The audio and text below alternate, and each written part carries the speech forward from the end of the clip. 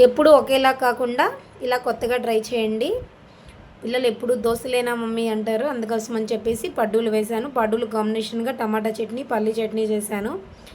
మా బాబు టమాటా చట్నీ తింటాడు, పాప పల్లీ చట్నీ తింటుంది. వాళ్ళ కోసమని పడ్డూలు వేశాను. పడ్డూలు కాంబినేషన్గా టమాటా చట్నీ. ఇలా టమాటా చట్నీలో అద్దుకొని తింటే చాలా టేస్టీగా ఉంటుంది. ఎవరైనా ఫస్ట్ టైం ట్రై చేయాలనుకుంటే ట్రై చేయండి. చాలా ఈజీ అండ్ టేస్టీగా ఉంటుంది. దోసపిండి తీసుకున్నాను. దోసపిండి తీసుకొని ఒక బౌల్లో వేసుకున్నాను. దానిలో ఇప్పుడు రుచికి సరిపడినంత ఉప్పు వేసుకుందాం. ఉప్పు వేసుకున్నాను. అలాగే ఆనియన్స్ చిన్న చిన్న ముక్కలుగా తరిగి వేసుకున్నాను.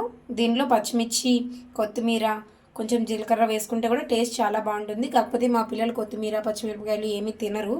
దానికోసం అని చెప్పి నేను వేయట్లేదు. మీరు తినాలనుకుంటే అవన్నీ చిన్న చిన్న ముక్కలుగా కట్ చేసి వేసుకొని మంచిగా మిక్స్ చేసుకోండి. ఇప్పుడు ఆనియన్స్ని ఈ దోశ బ్యాటర్లో వేసుకొని మిక్స్ చేసుకుందాం. ఆనియన్స్ వేసుకున్న తర్వాత మంచిగా మిక్స్ చేసుకుందాం.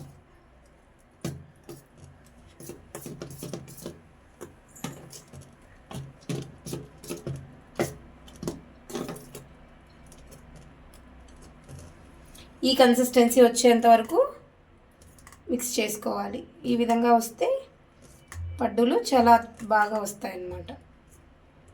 పడ్డూలకి సపరేట్గా పిండి ఏం అవసరం లేదు. దోశ పిండిలో ఈ విధంగా అన్నీ కట్ చేసి మీకు కావాల్సిన వెజిటేబుల్స్, ఇంకా దీనిలో క్యారెట్ తురిమేసి కూడా వేసుకోవచ్చు. మా పిల్లలు అవన్నీ ఏం తినరు. దానికోసం అని చెప్పేసి నేను వేయడం లేదు.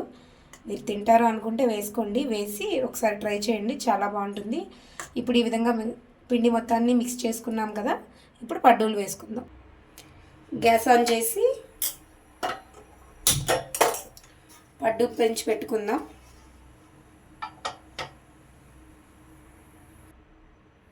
పడ్డు పెనం మంచిగా హీట్ అయింది కదా. ఇప్పుడు దీనిలో ఆయిల్ వేసుకుందాం. ఈ విధంగా స్పూన్తో కొంచెం కొంచెం ఆయిల్ వేసుకుందాం.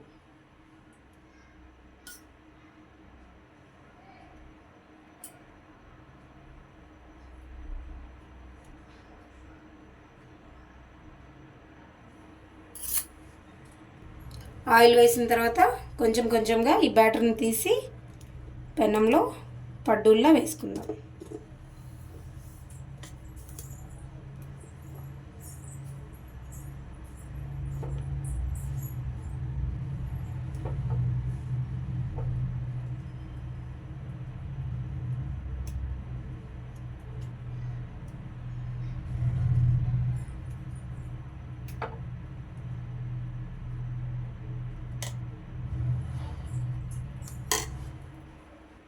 ఈ విధంగా వేసుకున్న తర్వాత మూత పెట్టి మంచిగా ఉడకనిద్దాం.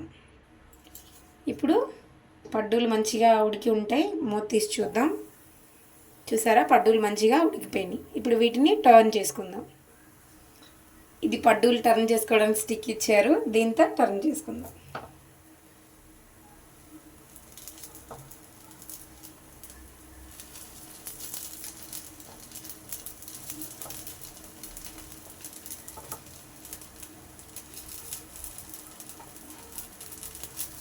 చూసారా, పడ్డూలు మంచిగా కలర్ వచ్చాయి. అలాగే మంచిగా ఉడికిపోయింది. గ్యాస్ సిమ్లో పెట్టుకోవడం వల్ల పడ్డూలు మంచిగా ఉడికిపోతాయి.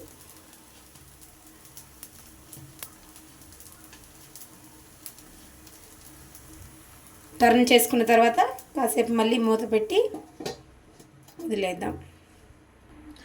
ఇప్పుడు మూత తీసి చూద్దాం. పడ్డూలు రెడీ అయిపోయినాయి. ఇప్పుడు ప్లేట్లోకి తీసుకొని సర్వ్ చేసుకుందాం.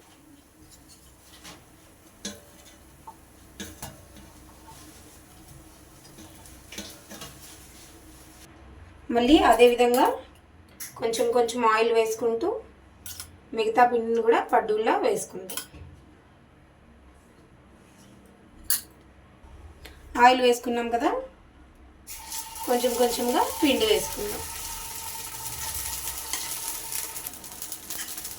ఈ విధంగా మిగిలిన పిండి మొత్తం పడ్డూల్లో వేసుకున్నాను.